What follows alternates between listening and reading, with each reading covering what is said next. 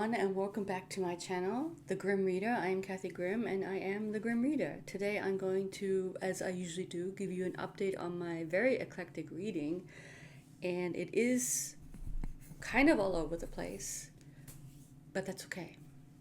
So the first book I should talk to you about is the one that I finished, which is by Elizabeth von Arnim, called Love, and I did mainly listen to it, and I would dip in occasionally to look at the text because I had a copy.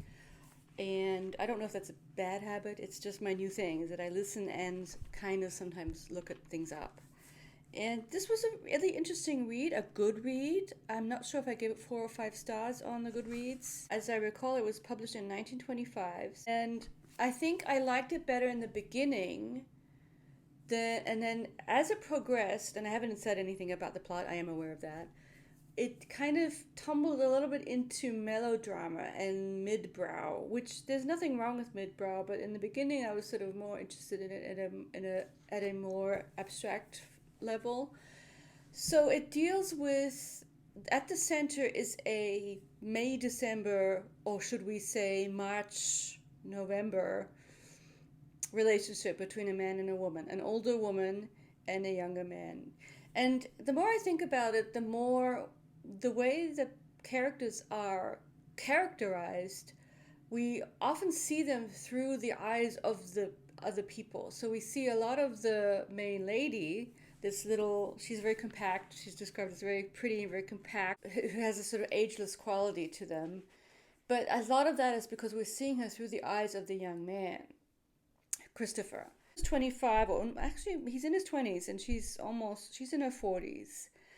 And her name is Catherine. That's right, Catherine.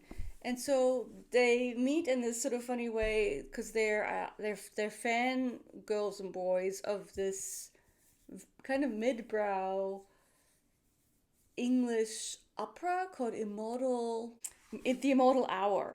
It's this romantic play or culture piece that they both are fans of and they go to regularly, and that's how they meet, and things take off from there.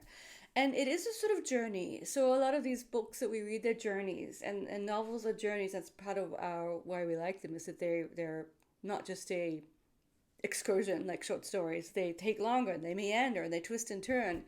And it actually kind of reminds me, one of the things that happens in the novel is a journey that kind of goes wrong, but it leads to other things. So people traveling in books is always interesting by car.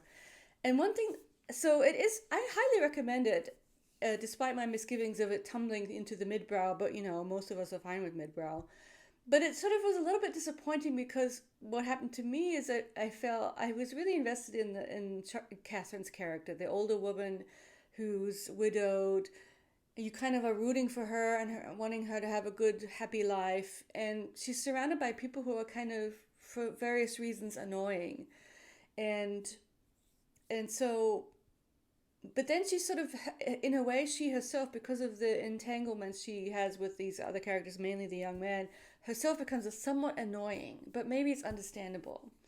And it sort of, I think it does change towards the end because it sort of takes up issues or topics that are somewhat, to my mind. So I'll just I'll tell you what it is. The topic of women making themselves appear younger through makeup or surgery even. And this is 1925, a hot topic.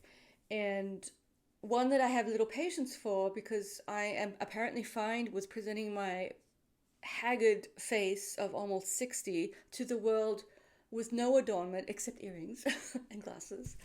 But I don't wear any makeup, as in case you haven't noticed. And it's just something I've gotten used to. And so I think I have even less patience for it than, even though I understand, of course, the desire to look younger. And then also surgery, which of course is a big topic, and it's so modern, and so for this to come up in a book that was published in 1925 is sort of interesting in a way, but it took away from some of the I don't know, it made me find her a little, but I didn't understand her motivations at the end. Although I mean I sort of did, but then I didn't. Anyway, but that's just my quibble with it.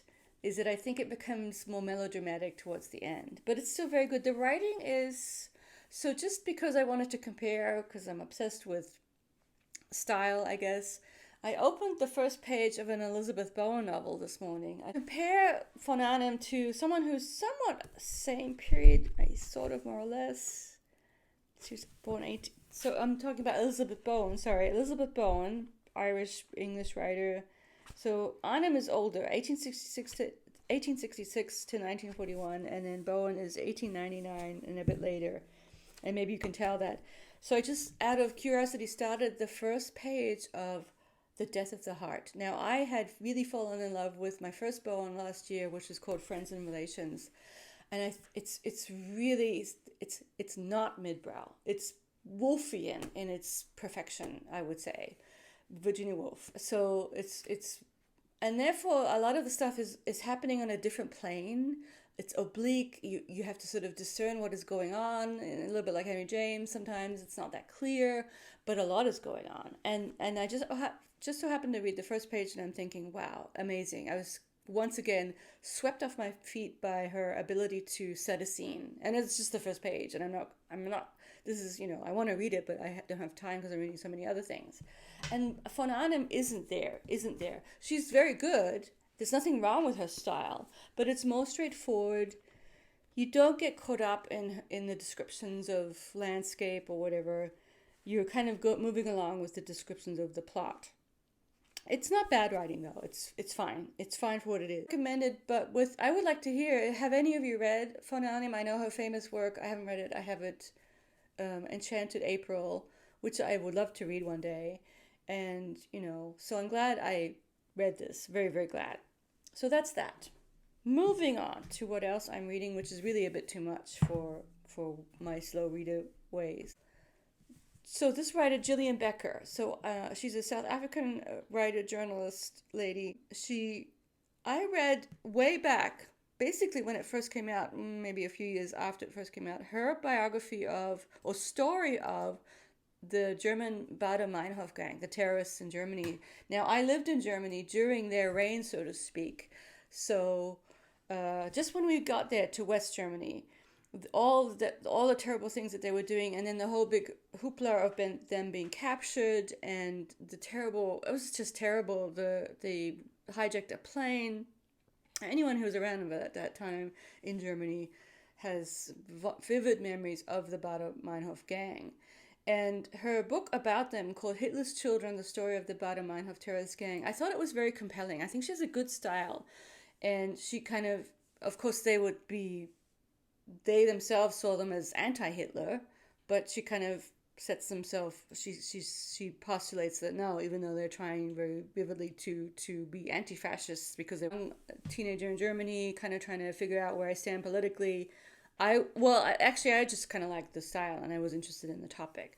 But I picked up her book now recently, 2002, about Sylvia Plath. Yes, I have read quite a few, or dipped into quite a few of the books about Sylvia Plath. Not the big one, Red Comet, but I picked up this last one. It's called The Last Days of Sylvia Plath. And the reason why I was just looking around for something to read in this moment, and it's setup is that she was actually with her at the very end, and so it's sort of a reportage of the last days, and I kind of like that. And she's a very kind of flat, neutral style about this is how she was, this is what she was wearing, this is what she was doing, this is how it happened. And for such a loaded topic that has become so mythologized, I really like that approach. And I remember a couple years ago, and I did talk about it, although it may be on the videos that I have since deleted, another book was sort of a more lyrical retelling of the last days, but I actually kind of liked it, and I forget the name of it. So it's another Sylvia Plath book. I just had to read it, and I haven't finished it yet, but it's good. I would recommend it if you're interested in the Sylvia Plath story, which has been told over and over again from all different perspectives. It's good. Let's see. So that's going, and then this is so strange that I'm actually kind of enjoying this Jane Austen July Pemberley Chronicles, and it's such a strange book. Let me tell you why. It gets a pretty low rating on Goodreads, and I can sort of see why.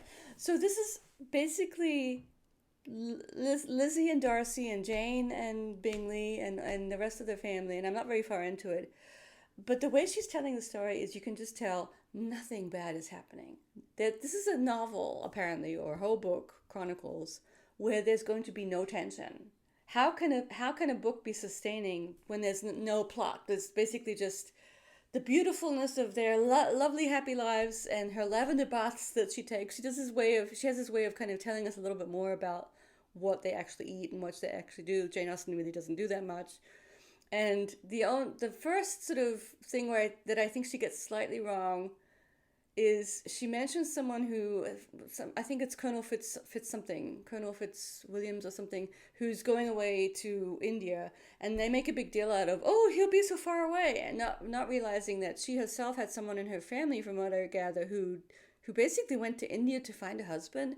So, this is early empire, whatever, beginnings of empire.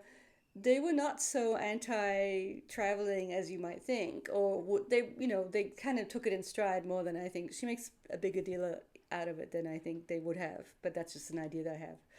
But I'm kind of enjoying the idea of a very fluffy book that you can just sort of sink into when you want no conflict, and it's all just about happy lives of these people. It's such a fiction, it's such a fairy tale. And so far, I'm still reading it. I might just sort of set it aside at some point. It's quite long, and I have other heavy tomes that I'm trying to get ahead with. So we shall see. We shall see. But, I'm enjoying it.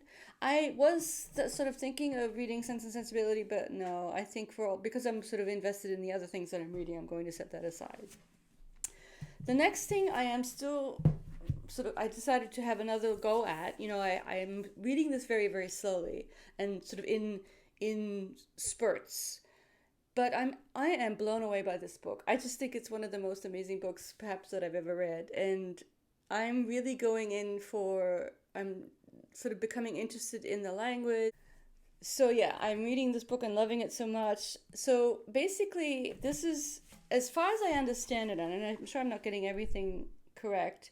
So this entity called Mashkawaji, and I'm not sure if I'm saying it right, but I love the language. I'm really drawn to the Anishinaabemowin language, Anishinaabe, and basically Ojibwe language. Anyway, so Mashkawaji is this entity, this person, this being who lies frozen in the ice.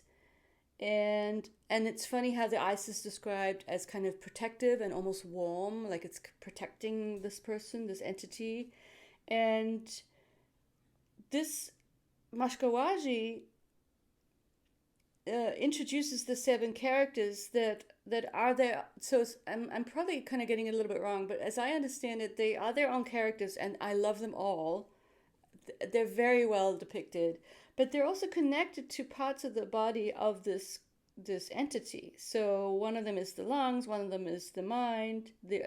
So they're 2 things at the same time, or more than 2 things. They're wonderful human beings, like an old woman with weird eccentric traits that I'm just so there for, but then they're also connected to the entity under the ice. So I wrote them all down. Akiwenzi is the entity's will.